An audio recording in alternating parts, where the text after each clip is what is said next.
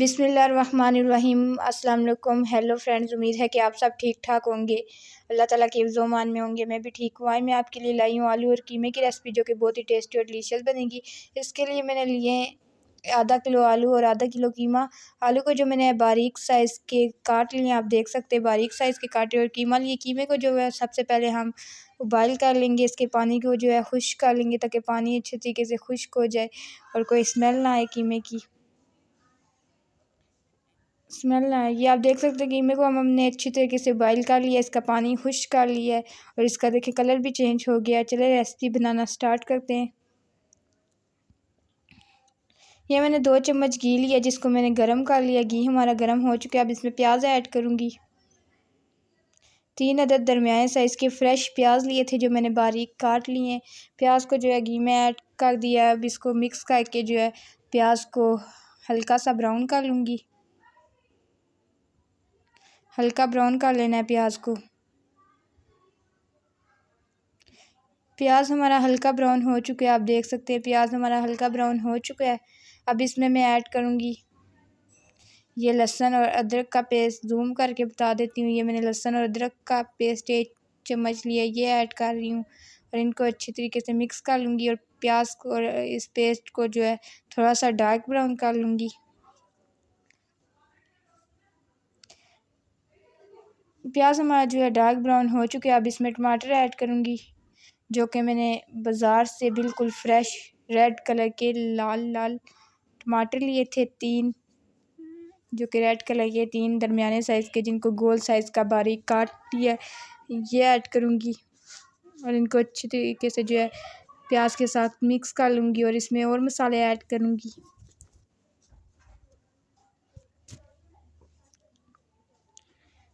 ٹماٹر ہمارے مکس ہو چکے ہیں، آپ دیکھ سکتے ہیں، اب اس میں اور مسالے ایڈ کر رہی ہوں۔ اس کو مکس کر لیا پیاز کے ساتھ، اور اب اس میں اور مسالے ایڈ کر رہی ہوں۔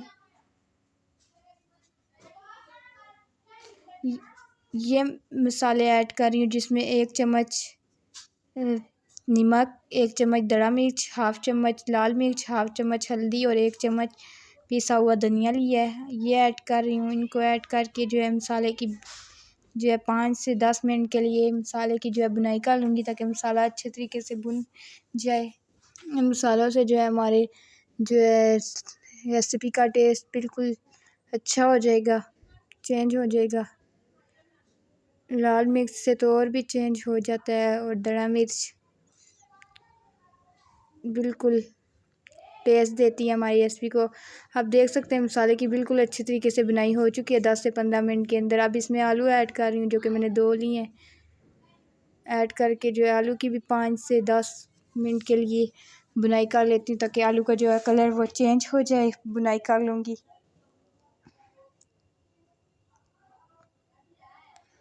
آلو کی جو کلر ہے وہ بنائی کر لوں گی 5 سے 10 منٹ کے لیے۔ دیکھیں اچھی طریقے سے مسالے میں مکس کر لینا ہے پہلے، اور پھر بنائی کرنی ہے۔ بنائی کر لوں گی اور اس کو اچھی طریقے سے مسالے میں مکس کر کے پھر رہنے دینا ہے اور بنائی کر لینی ہے۔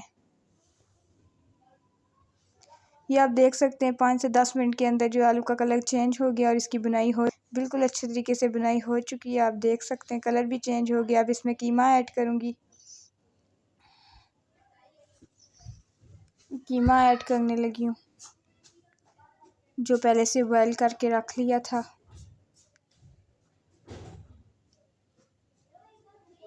قیمہ ایڈ کر دیا، اب اس کو اچھی طریقے سے جو ہے آلو کے ساتھ مکس کر لوں گی، اور اس کی بھی بنائی کر لوں گی، تاکہ جو قیمے کا کلر ہے وہ بالکل چینج ہو جائے، بالکل جو ہے براؤن سا کلر ہو جائے، بالکل چینج ہو جائے۔ 5 سے 10 منٹ کے لیے اب دونوں کی دوبارہ سے بنائی کر لوں گی۔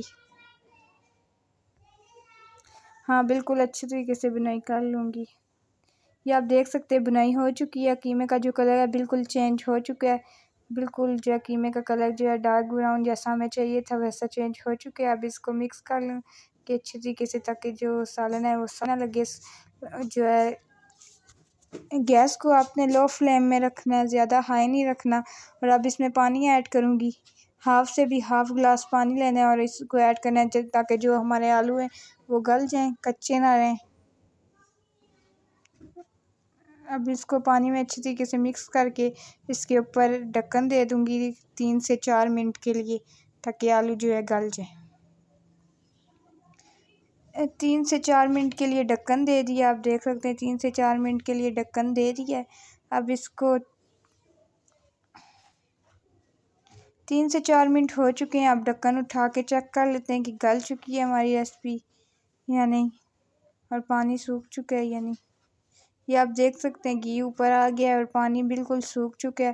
ہماری ریسپی کے جو آلو ہیں وہ بھی میں نے چیک کر لیے ہیں، گل چکے ہیں بالکل ٹھیک طریقے سے، جیسے ہمیں گلے ہوئے چاہیے تھے گل چکے ہیں۔ اب اس میں دھنیا مرچیں ایڈ کروں گی، مکس کر کے دھنیا مرچیں ایڈ کروں گی۔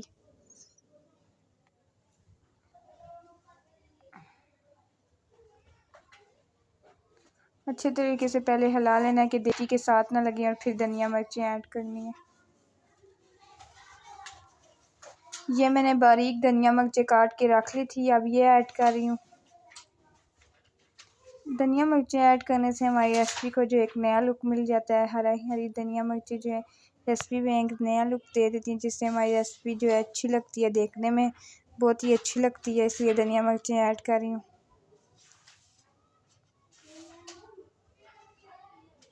اب 1 چمچ سفید زیرے کی بھی ایڈ کر رہی ہوں جو گرم مسالے سے میں نے لی ہے، ایڈ کر کے ان کو اچھی طریقے سے مکس کر لوں گی آپس میں اور ان کا فائنل لک آپ کو دکھاتی ہوں ڈال کے۔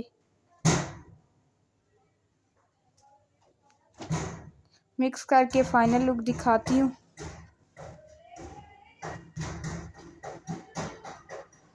یہ آپ دیکھ سکتے ہیں فائنل لک کتنے ٹیسٹی اور کتنے اچھے لگ رہے ہیں کہ دھنیا مرچی کی ڈیکوریشن کی ہے۔